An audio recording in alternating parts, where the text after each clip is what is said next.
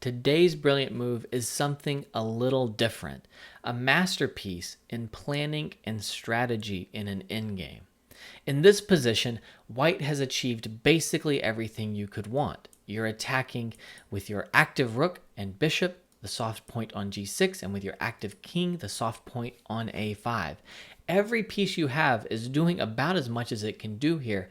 Meanwhile, black has no counterplay, and all of black's pieces are really passive and stuck defending these weaknesses. Still, because of the opposite colored bishops on the board, you don't have a good way to overwhelm the black defenses. Famously, the opposite colored bishops make for really good chances to defend with blockades and simple fortresses, and this is such a position where white really needs to be clever to break down black's very passive defense. Some of you might have considered in this position playing the move pawn to f5. That looks to be maybe the only way to make progress in the position, but after a trade on f5, rook takes f5, and the king moves, you can pick up h5 here, but you lose g3 in the process. You might say, hey, I created a passed h-pawn, that's progress, right? But black's pieces, including the king, are in a good position to restrain the h-pawn.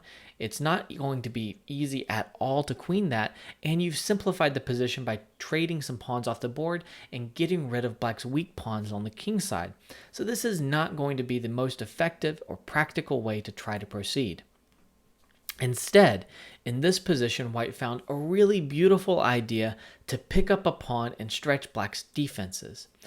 The rook d5 move played here is one of my favorite little brilliant moves, where the rook slides away from the seemingly perfect and active spot on g5 to stretch black's defenses on both wings.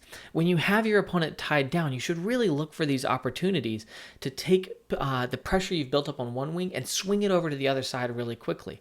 Usually the attacker is in a better spot to swing over and pressure on the other wing than the defender is, who's often in a more cramped position. This is a good example here where the king and rook to defend have gone really passive, and that makes it a perfect time to swing the rook over here.